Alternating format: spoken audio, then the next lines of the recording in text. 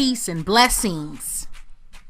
I am Brandi L. Bates, and you are now listening to Power Podcasts. You can find me on Twitter at Soledad Francis and on Instagram at Brandi is winning.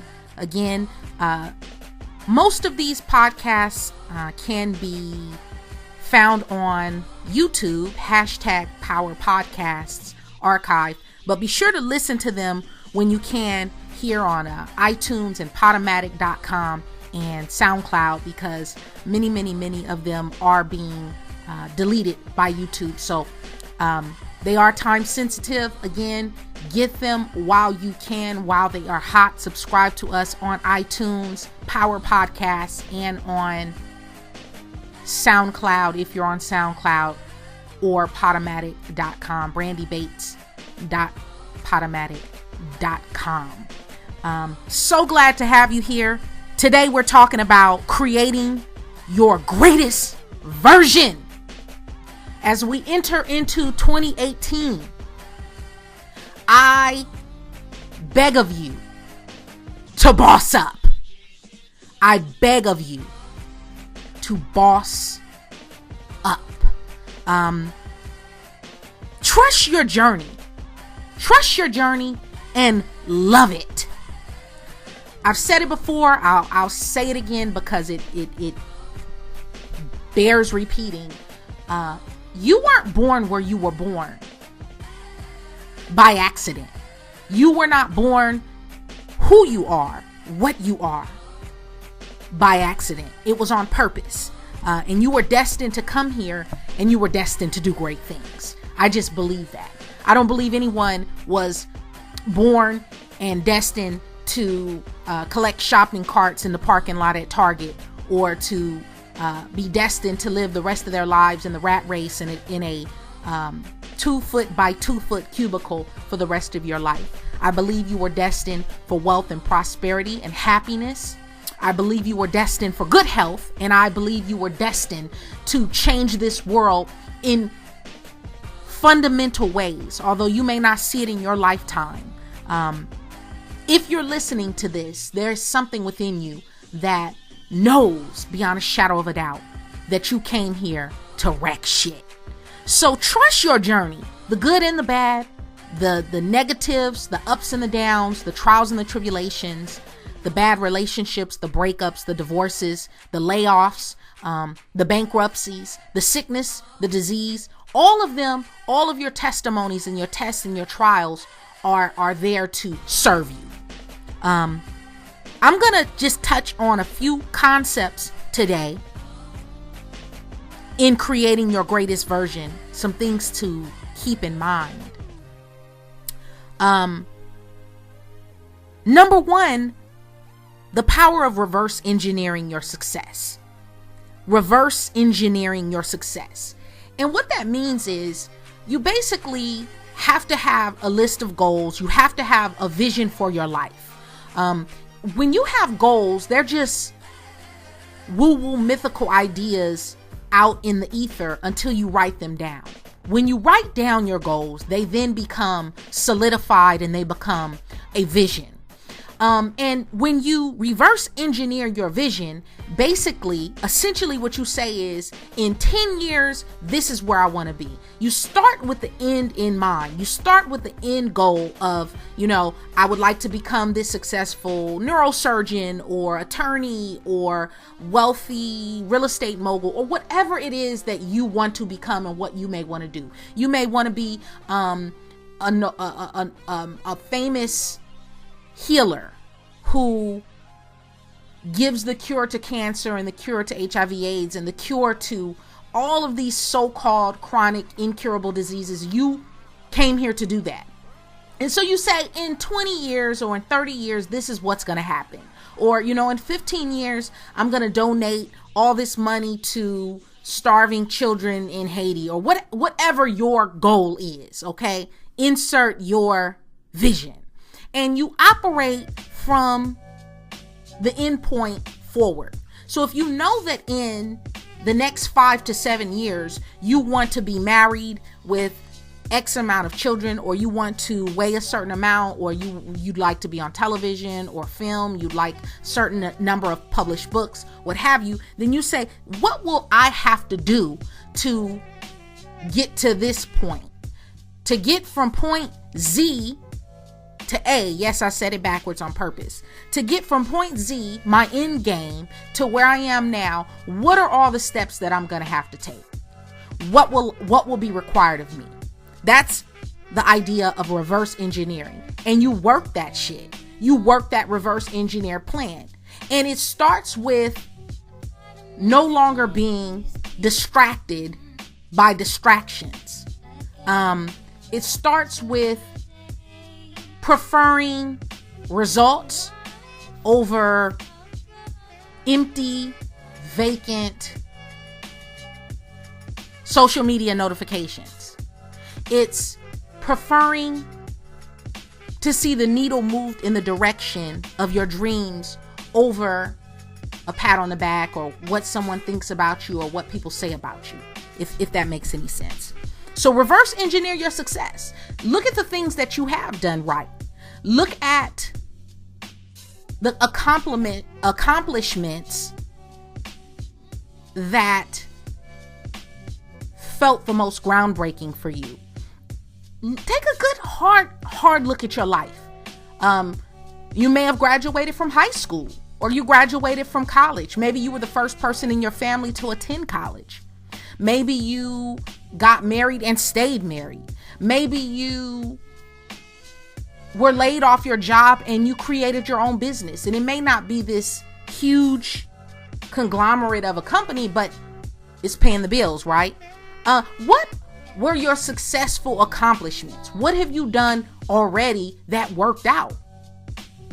And use some of those clues and hints and the things that happened during that time to help reverse engineer your greatest version.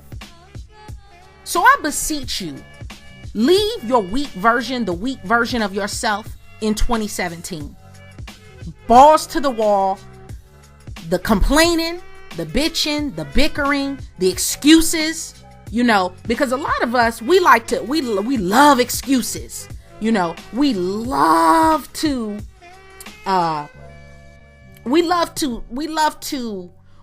say, it's because I'm a woman. Or, they didn't give me an opportunity because I'm Latina.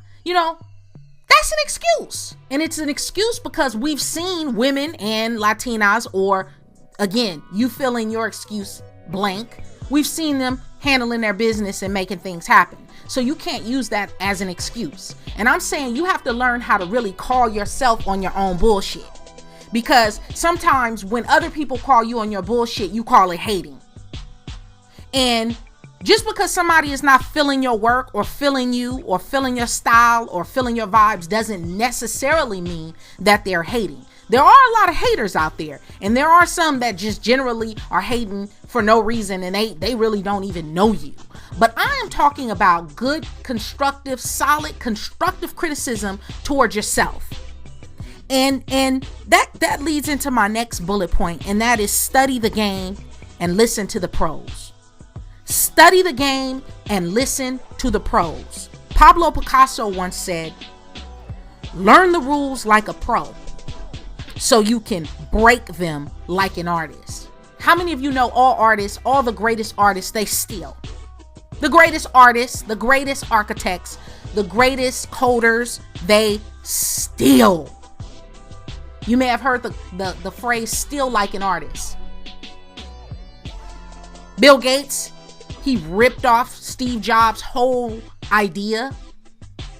Without Steve Jobs, there would be no Microsoft. Without Apple, there would be no Microsoft. And it's nothing to feel ashamed of, because we live in a society where it's not necessarily who has the greatest ideas and who has the biggest and best innovation. It's who gets to that patent first, right? Who claims the copyright first? Who claims They developed it first. Who brings it to market first? That's who gets the credit. That's who gets the glory. That's who gets paid. And so you have to study the game. You have to get your head in the books. One thing I will say about this net neutrality repeal is, it's sad, but in a way, first things first, that's why I say I depend on the Generation Z. Gen Z is going to save our lives, because it's going to be some kid from Generation Z that's going to figure out a way to get through the back door of this shit and make life a lot easier for many of us. The same way there was some millennial who came up with Facebook and Twitter and LinkedIn and et cetera, et cetera, et cetera. Before these ideas came about, we didn't have social media. And so I'm glad that I'm from a generation where I didn't have internet. So I know how to live without internet. I know how to go to a coffee house and just sit down and have a cup of coffee and enjoy myself with a book, an old-fashioned book, paperback, or write, or create art, paint. There's a concept, or go outside and walk barefoot, go to the beach, go to a lake, go hiking, do things that don't require you to check notifications and log in and need a Wi-Fi password. And so I in a good, unpopular opinion, is that good? It's going to require you now to read actual books and go and do research. And on the other flip side of the coin, as I said in one of my last podcasts, the days that we're entering into, folks, you are going to have to be paid to be in this society that we're moving into. And when I say that to you, I'm not talking about, just be greedy, fucking capitalistic, alpha, fuck everybody straight to the top. But you are going to have stacks. You are going to have money in the bank. You are going to have multiple sources of income. And it always is going to come back to that, because it's not going to get easier. One thing is for sure, no two ways about it. The rich are going to continue to get rich. The rich are going to get richer and richer and richer. And the poor are going to suffer. And so you either choose, because they're eliminating the middle. And many people who were in the middle are now poor. And so if you're in the middle, you have two choices. Do nothing, go with the flow, and get your ass eaten up by life. Bottom line. You can try to protest and, minimum wage should be this, that, and the third. No one's listening. They don't give a fuck. Do you hear me? Let me get real crystal clear and transparent today. Take the kids out of the room. This isn't for the kids. This talk is not for the kids. You are going to have to get the molasses out your ass and start hustling. If you're working, you're going to have to get a side hustle. If you already have a side hustle, good. You're going to have to get another one. If you already have two side hustles, you're going to have to learn how to make one of them hella profitable. Meaning, if you lose your job tomorrow, it's not going to matter, because you have 3 or 4 other sources of income. And stop leaning and depending only on one source of income, because you are going to suffer. No one is going to feel sorry for you. The world does not care. Your own people do not care. The people that you thought would support you and be there for you are not guaranteed or promised. And I hate to say, it's a cold world. I hate to sound like this, but it's the truth. And I wish someone would have told me this when I was 21 or 25 or hell, even 28. Your security blanket, your mom, your dad, what is familiar to you, that good government job or that, that guaranteed paycheck every 2 weeks, that's not promised. That's not promised. There's no security. That's an illusion. Your parents can die tomorrow. The man who's taking care of you, he could die tomorrow. The woman who is helping you and caking you and keeping you, she can decide she don't want to support you anymore. And then you have to figure it out. And so I'm saying, figure it out now before it gets difficult. Don't wait till it's difficult. Don't wait until you just got fired and get in my DMs or email me on you need some advice and a word. No, I'm telling you now, before we even get into 2018, I'm telling you, it's going to get rough. It's going to get tough. It's going to get to the point where if you do not have multiple sources of income, and if you don't understand the rules to the game and the rules to this life and this system, and those who are playing the game and those who are pulling the puppet strings, you will suffer. And it's a needless suffering, because all the tools and resources are here for you to win, and win big. So again, reverse engineer your success, study the game, and listen to the pros. Another bullet point: deconstruct your greatest days. Deconstruct your greatest days. Think back to some of your best days, right? The days where you woke up, you jumped out of bed with excitement and zeal, and you ended that day beautifully. You ended that day as you ended that day as a success. You know, it may look over the course of your life. Don't just look at this year in review. Look at some of your best relationships, some of your best career moves, your best jobs, the times when you felt healthiest, when you felt strongest. Was it when you did a detox or a cleanse, or you were fasting? Was it when you were cramming for midterms? Was it when you were first baptized, or you joined Islam?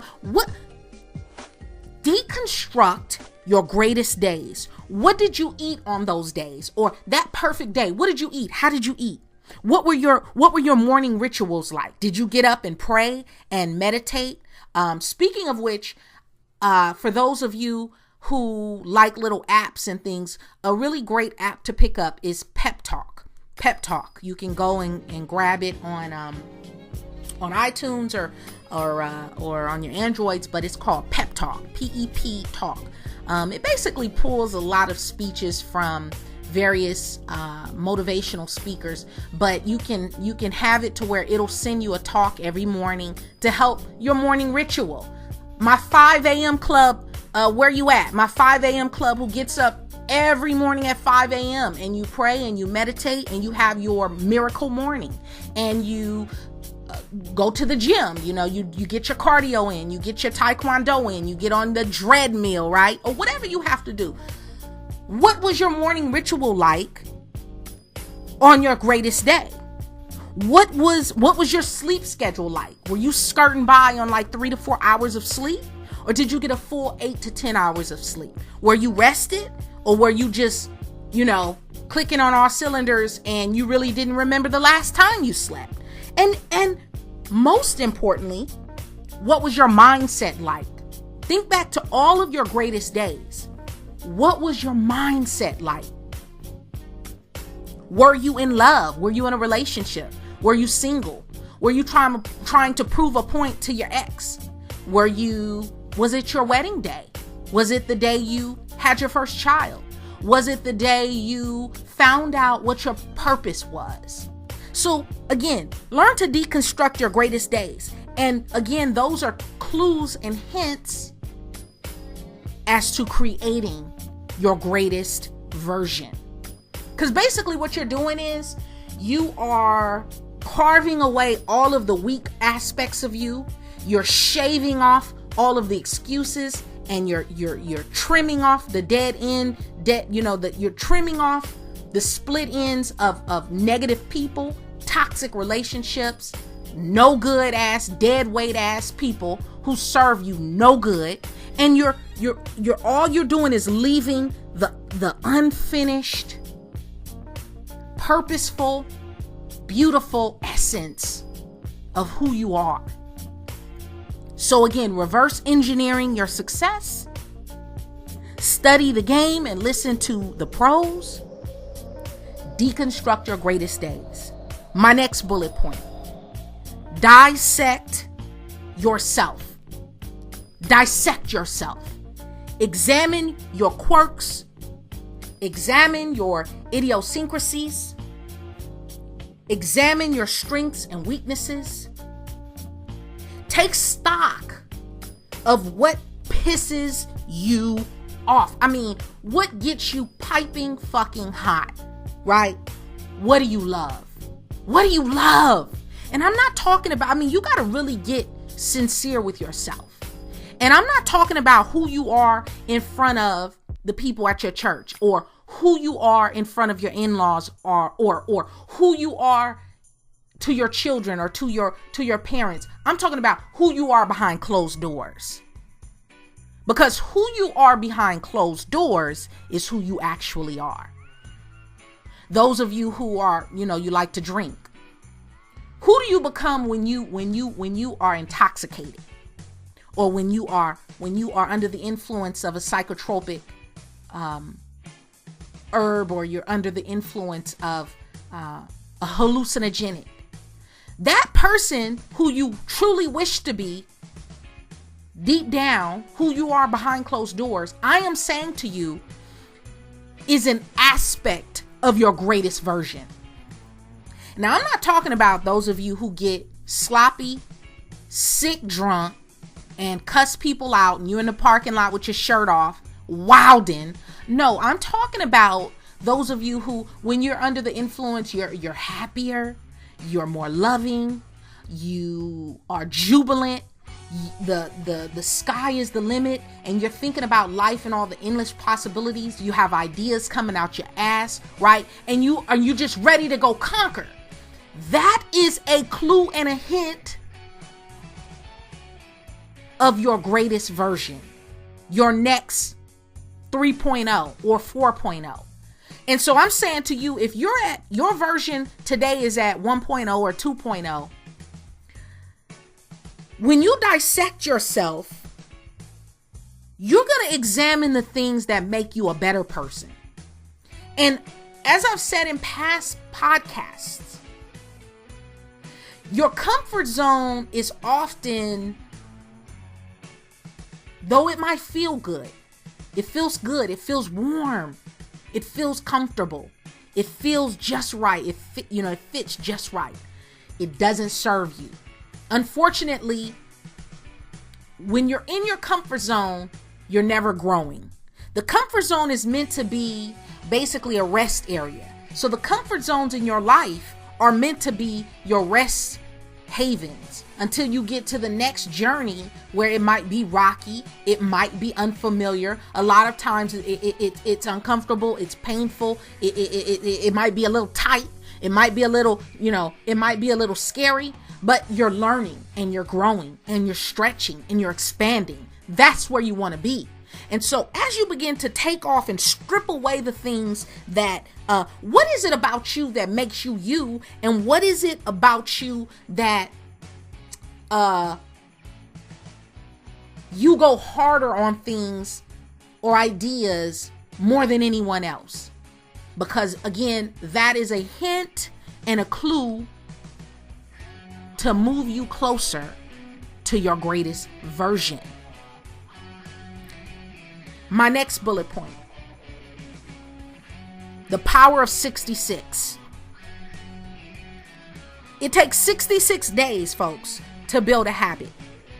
It takes 66 days, not 30 days, not 21 days, 66 days. And so that means that what are you willing to do consistently? There's a novel idea, consistency, right? What are you willing to do consistently for 66 days? I promise you, more than anything, don't say, I want to set a New Year's resolution, or, say, what am I going to do for the next 66 days that helps me to create the greatest version of myself? Ask yourself that every morning. I challenge you. I beg you. I beseech you. Each and every morning, starting today, right now, starting today, every morning for the next 66 days. Don't wait till January 1. Don't wait till New Year's Eve. Start today. That way you'll be well into your 66 days when that gets here. But ask yourself, what am I willing to do for the next 66 days to create the greatest version of myself? Because a lot of you want to lose weight, but you are not willing to consistently eat the way you're supposed to eat in order to lose the weight you want to lose. Some of you want to gain weight. But you don't want to do what it is that you need to do for the next 66 days to ingrain that habit. Understand the process of building a habit. You're literally creating new brain pathways and neural pathways in your gray matter of your cranium, in your brain. You're creating new pathways. Same thing happens when you read a book and you learn something new. Same thing happens when you learn a new idea after you've been doing it over and over and over and over and over and over and over and over again. And you start to figure out shortcuts, and you start to figure out sometimes you have to do some shit so many times that eventually it becomes second nature. That's what I'm talking about. And so it has to become a habit. As Aristotle once said, excellence is a habit. Hating is a habit. People don't become dope heads overnight. People don't become drug addicts overnight. People don't become losers overnight. Nothing happens overnight. It was a habit that was created that moved them further and further away from their greatest version. And I'm saying to you, what are you willing to do for the next 66 days? Step up, boss up to create the greatest version of yourself. The world can't create your greatest version. Your mom can't create the greatest version. Your daddy can't create the greatest version. Your significant other and your kids or your job. Only you are capable of doing this. And one of my last bullet points, kill your darlings. Kill your darlings. Stephen King, the great Stephen King. I love Stephen King. Stephen King quotes William Faulkner, who said, quote, "You must kill your darlings." And what he's talking about, it's basically advice, it's literary advice to the writers out there. Shout out to all the writers and the authors, published and unpublished, and working on your great work of art that's going to revolutionize your name and encapsulate you and immortalize you in history. But when you're writing fiction, we tend to go on and get long-winded, and and we fall in love with our characters, and we fall in love with the plot of the story. And his advice is to kill your darlings. Edit, kill. And so I'm saying that to mean get rid of the things you love most. And that doesn't mean, go out and kill your loved ones. But what I'm saying is the things that, what are you willing to sacrifice? What are you willing to sacrifice? Because balance is not real. Something is going to suffer. Ask anybody who is supremely successful, and they'll tell you, I had to sacrifice my marriage. A lot of super successful people, they may have been married 2-3 times, and their marriage may have suffered because they were pouring so much of themselves into their work that they neglected their spouse. Or some people who are rich and famous and wealthy, their children hate them. Their children are suing them, or they're suing their children because they sacrificed that relationship. And I'm saying you don't have a choice. You cannot have it all. You can have it all, but not all at the same time. So though you may want the house with the white picket fence and some of the queens out there, the ladies, you want the perfect spouse, or you want the children, you want the house, you want the career, you want the money, you want the fame, here's the problem with that. The problem with that is, in order to be in your zone and really clicking on all cylinders and tapping your greatest version, something is going to suffer because you only have 24 hours in a day. Believe it or not, Beyonce only has 24 hours in a day. And you see, even Beyonce was cheated on. Because while she was hustling and being the perfectionist she is, and God bless her, her husband was finding solace between another woman's legs. And these things happen. I'm not saying it's a good thing or a bad thing. I'm saying these things happen. So choose in advance what you are going to sacrifice. I know it's a bitter fucking pill to swallow. I know, but I'm not going to lie to you, because see, a lot of y'all, your moms and shit, lie to you and tell you can have it all. You can have it all. And that's just not true. Because if you're giving 110% to your career, where's the time for your children? Where's the time for a love life? Or if you're giving 110% to your relationship or to your children and to your family, which might sound wonderful, chances are you probably aren't giving a whole lot of time to your craft. The people who spend all their time at work, you don't see them, but their money is right, their bills are paid. But a lot of times they're lonely because they're always working. But that's the darling they chose to kill. That's what they chose to sacrifice. And so establish it now, today. Don't wait until you look up 20 years later. And trust me, 20 years goes by very fast, very fast. Don't wait and look up 20 years later and be like, damn, I never thought it would have happened like this. Because you can reverse engineer what you want it to look like. Though it's going to look slightly different than how you imagined and how you envisioned. It's always going to look slightly different. It's always going to look slightly different. But for the most part, you can kind of craft your journey how you want it to look for the most part. Now, some of the scenery and shit might look a little different, but for the most part, you can kind of gauge how that road is going to look for you, right? And so, what are you willing to sacrifice? And be done with it. Don't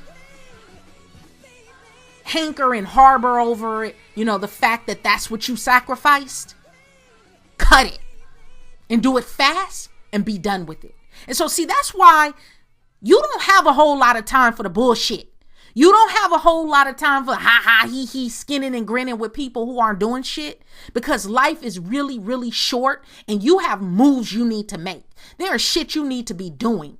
And the little time that you do have to rest and relax, I would hope that would be the time that you spend with your loved ones and the people who have supported you, the people who are the wind beneath your wings, and all that wonderful terms of endearment. But you don't have time to bullshit. In the grand scheme of things, in the grand scheme of a day, if you're really living your best life, you are really creating your greatest version. That means that you are working out, you're exercising, you're meditating, you're praying, you're working a whole lot, right? You're reading books, you're traveling, you are establishing relationships and things that are going to work towards your purpose and your grand master plan for why you're here. But the last thing you have time for is a whole lot of bullshit. And one thing is for certain and sure is that people who have a whole lot of time on their hands, I can almost promise you, they are not living their greatest life. So, boss up. I'm going to recap creating your greatest version. Number 1, reverse engineer your success. Number 2, study the game and listen to the pros. Crack open these books. Go to some of these conferences and these seminars. Get on some of these webinars. Deconstruct your greatest days. Dissect yourself. The power of 66. The power of 66. What are you willing to do for the next 66 days? Consistently. Not 32 and a half days. Not 59 and a third of a day. 66 days. And commit to it. Commit to it. Finish something. Finish what you start. Because a lot of us have a bad habit of we'll start some shit. And then before you know it, we on to some other shit. And then we on to some other shit. And you just have a broken trail of shit you started and you didn't finish any of it. And I promise you won't get anywhere like that. You have to train yourself to finish what you start. Consistency is the key. And lastly, kill your darlings. What are you willing to sacrifice? So, thank you for listening. Thank you for rocking with me. Continue to support Power Podcasts. Have a wonderful, fantastic rest of your day. Reach out, love on someone, call someone, and do me a huge big favor. Share this with at least 3 people. Hit somebody to game today who needs to hear this. 3 people. Just 3 people. It doesn't have to be 20 people. It doesn't have to be, 1,000 people. Just 3 people. And I appreciate you. Respect, love, light. Have a wonderful one. Peace.